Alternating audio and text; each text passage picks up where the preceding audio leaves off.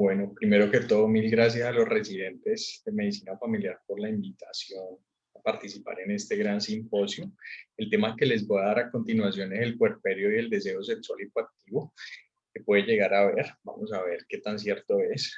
Eh, entonces, como contenido, vamos a pasar primero por una introducción, posteriormente, qué es la respuesta sexual humana y cuáles son los tipos de respuesta sexual humana que están actualmente rigiendo a la mujer, el impacto del posparto en la sexualidad, la actividad sexual en el posparto, posteriormente nos vamos a entrar en el trastorno de deseo sexual hipoactivo, cuáles son las principales causas, y posteriormente terminamos en la evaluación y el tratamiento del deseo sexual hipoactivo en el posparto. Entonces, de manera introductoria, tenemos que decir que el posparto puede ser un periodo difícil en relación a la sexualidad que requiere de ajustes no solamente de la mujer, sino de la pareja propiamente y de mucha comprensión mutua. Esta etapa puede llegar a favorecer tanto el enriquecimiento de la vida sexual como el desarrollo de los problemas y tiene uno que, como médico tratante, debe estar muy alerta a que puede llegar a ser o algo positivo o algo negativo para la relación el estar en etapa de puerperio. Y es importante tener presente que la forma, el momento y las condiciones en que se reinicia la vida sexual es variable entre una pareja y otra. Entonces, eso es muy importante tenerlo en cuenta. Hay parejas que reinician la vida sexual 2 semanas, un mes después, otras que llevan 6 meses y no la han podido reiniciar, o a veces 2 meses y no la han podido reiniciar. Entonces es muy importante individualizar siempre el paciente. Por eso los proveedores o las proveedoras de salud necesitamos conocer la situación de cada mujer y de pareja para poder llegar a ofrecer una orientación apropiada acerca de este problema.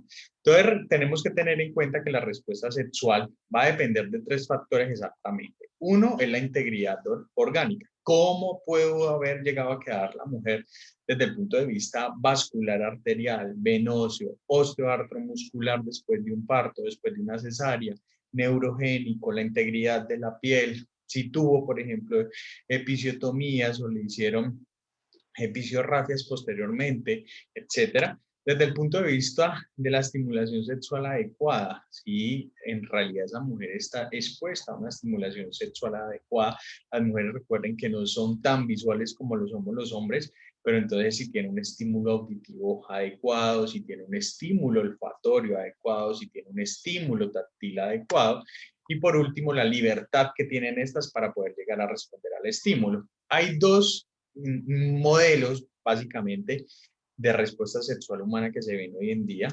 Este que es de la doctora Liliana Arias, que es una médica familiar y sexóloga, también que está compartiendo con nosotros en este simposio, y está basado en la respuesta o en el modelo básicamente de Master y Johnson combinado con el de Kaplan, y básicamente la mujer, pues, tiene una fase de deseo, que es toda esa parte de fantasías, pensamientos, ilusiones asociado a la actividad sexual. Posteriormente tiene la fase de excitación, que es todo el componente fisiológico, que, en donde juega un papel importante todo el sistema vascular asociado a la congestión pélvica, etcétera, y que se caracteriza en la mujer por la lubricación vaginal. Posteriormente viene la meseta, que es el periodo en que la mujer o la pareja puede llegar a tener el coito o la actividad coital, y posteriormente viene la parte del orgasmo, que en la mujer podría llegar a tener, como lo vemos en la línea rosada, un orgasmo simple, ¿sí? En donde llega al clímax, posteriormente al orgasmo y tienes orgasmo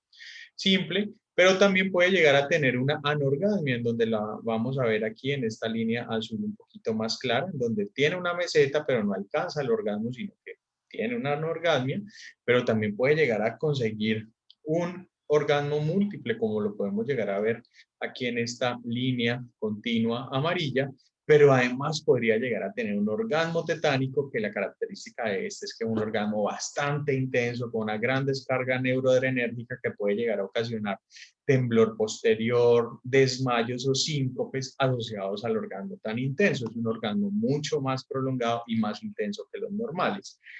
Entonces es muy importante tener en cuenta esta respuesta sexual humana, porque cuando una mujer entra en posparto o entra en puerperio, pues puede llegar a verse afectada muchas de estas fases, como por ejemplo la fase de deseo, la fase de excitación, en donde incluimos la lubricación, la fase del orgasmo, ¿sí? Sin embargo, en mi presentación nos vamos a enfocar más que todo en la fase de deseo sexual. Y esta es otra, o este es otro modelo, que es el modelo circular de Bateson, ¿sí? En donde básicamente dice, no, la respuesta sexual de la mujer no puede llegar a ser lineal, sino que es más bien circular. Y este es el modelo circular de Bateson, en donde básicamente la mujer pues va a tener un deseo sexual que es caracterizado por un impulso o por hambre sexual que usualmente son desencadenados espontáneamente, pero también puede llegar a ser desencadenados por estimulantes sexuales o por estímulos sexuales que pueden llegar a ser olfatorios o auditivos o táctiles o también visuales. Hay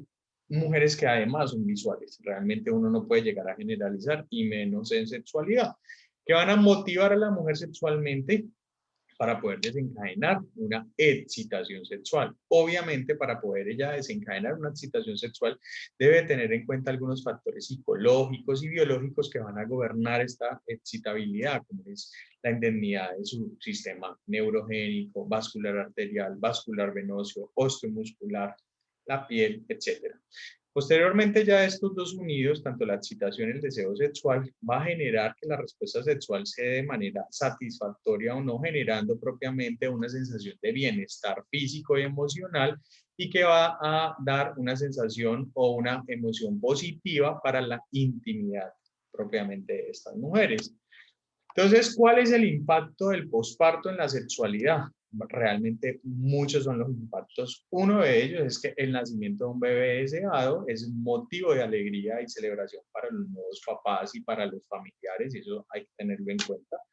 Inevitablemente cambian las prioridades, las rutinas, el tiempo, el espacio, la etapa del cuerpo de la mujer en que se recupera del embarazo, del parto, también es importante. No todas tienen los cambios al mismo tiempo, no todas regresan a la normalidad al mismo tiempo. Hay algunas que se demoran un poquito más, hay otras que su fase de cicatrización se prolonga o se posterga un poquito más, entonces eso tenemos que tenerlo en cuenta, y no solamente desde el punto de vista físico, sino emocional.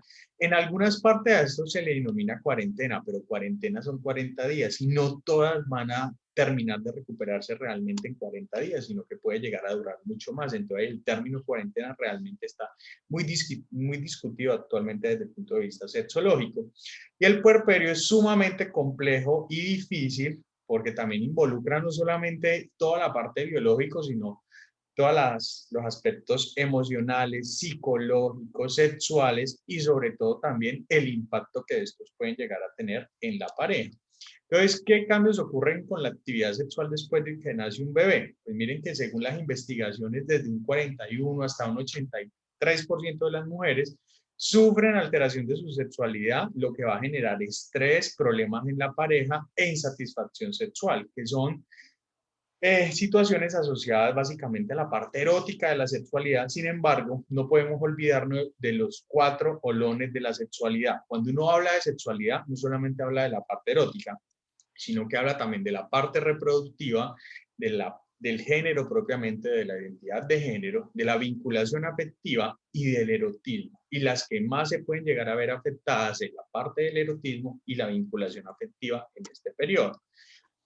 Entonces, ¿cuál es el concepto realmente que tenemos hasta este momento de deseo sexual hipoactivo? Pues realmente el DSM-5 menciona que es la deficiencia persistente o recurrente de fantasías sexuales o deseo de actividad sexual, que va a ocasionar distrés personal, pero además interpersonal. No solamente el distrés que siente ella, sino también el distrés que siente su pareja, y no es explicable por alteraciones de personalidad o afecciones médicas o abuso de sustancias.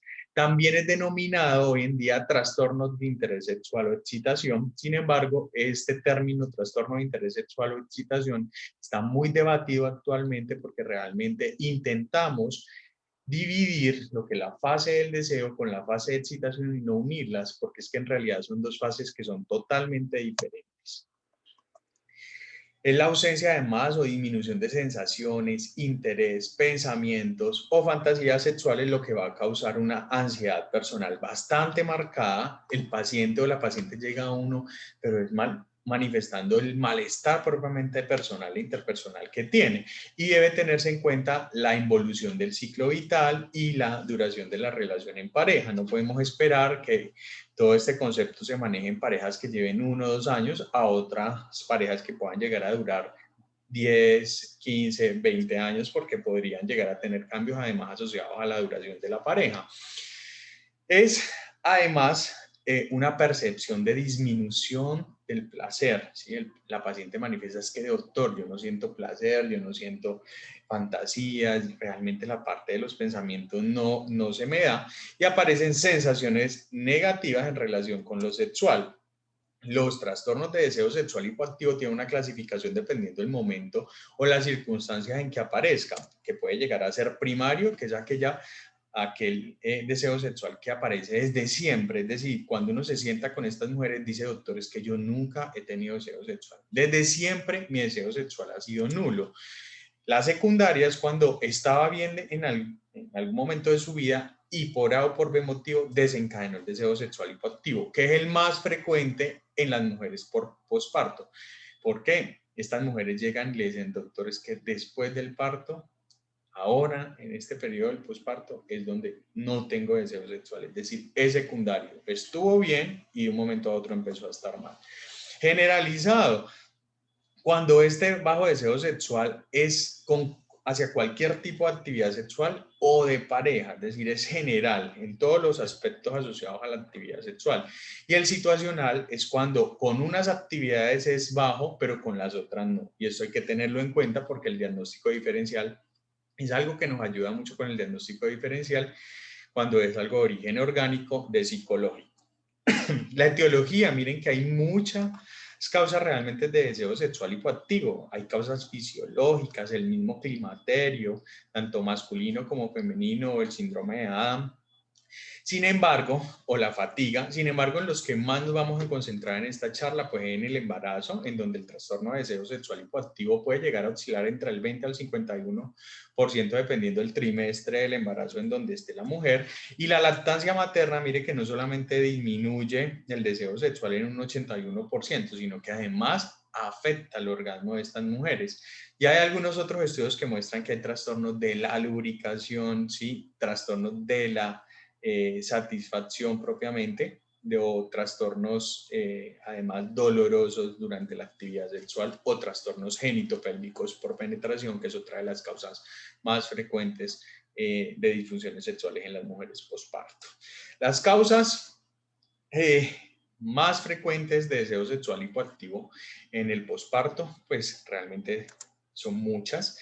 Los cambios anatómicos y hormonales, recuerden que posteriormente al parto, pues la mujer empieza a lactar, aumenta significativamente los niveles de prolactina, y los niveles de prolactina disminuyen los niveles de testosterona y por ende disminuye el deseo sexual debido a los niveles tan altos de prolactina, ¿sí? Además los cambios anatómicos, ¿sí? El útero, toda la disfunción de piso pélvico con la que quedan, si de pronto estuvo sometida a episiotomías y posteriormente a episiorapias, o su parto fue por cesárea. Entonces, todos esos cambios anatómicos que sufren son importantes. Además, la autoimagen de ellas es que antes era más delgada, ahora ya quedé más gordita, o quedé con barriga, mírenme las estrías, quedé con X o Y parte un poco más oscura de lo normal y yo no era así, doctor. Es decir, todos esos cambios anatómicos y hormonales tenemos que tenerlos en cuenta. Los problemas en la relación en pareja, ¿sí? Recuerden que pasan de ser una diada, ¿sí? A ser una tríada, es que llegó un tercero, ¿sí? Entonces, eso también hay que tenerlo en cuenta. Eso puede llegar a generar distrés emocional en la pareja, los cambios a nivel de la imagen corporal, el tiempo de descanso, el cansancio físico, la fatiga que puede llegar a generar el tener un bebé, la lactancia materna, la vía de nacimiento, es decir, si se dio por cesárea o por parto vaginal, pero además tenemos que tener en cuenta las causas psicogénicas, la educación sexual restrictiva que pudo haber tenido esta mujer durante su infancia y adolescencia, algunas mujeres que a pesar de que tengan hijos tengan orientaciones sexuales no aceptadas, la baja autoestima, la inconformidad con la imagen corporal, las creencias culturales y las experiencias traumáticas asociadas a abuso sexual, violación o incestos. pero también tenemos que tener en cuenta el estrés, y el estrés es otra causa de deseo sexual hipoactivo. También es ocasionado porque cambia el estilo de vida laboral, el estilo de vida económico, el familiar.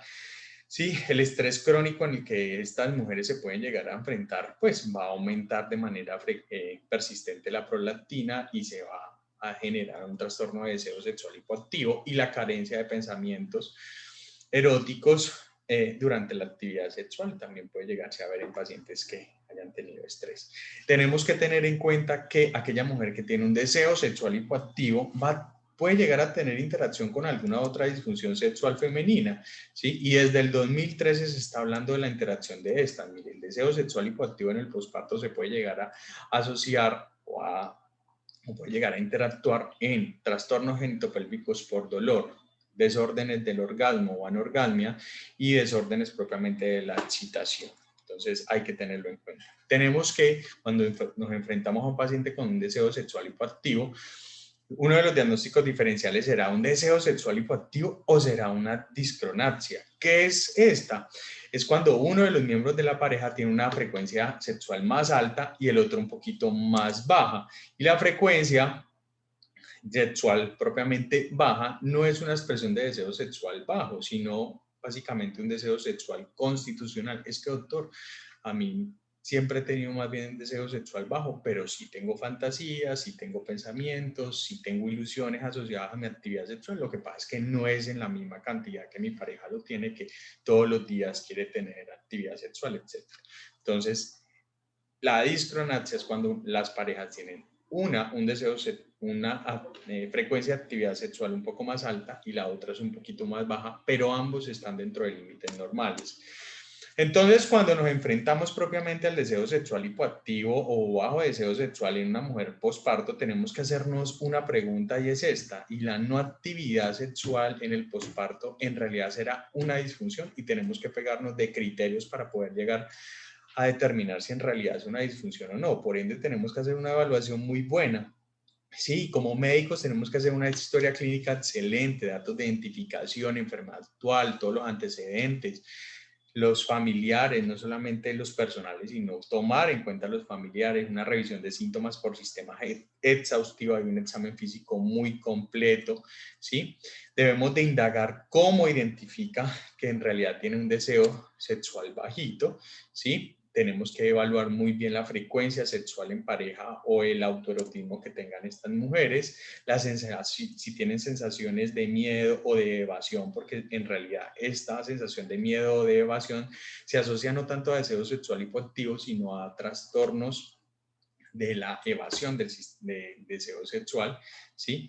Que sería un trastorno de aversión al sexo. Y es uno de los diagnósticos diferenciales más importantes que tenemos que tener en cuenta.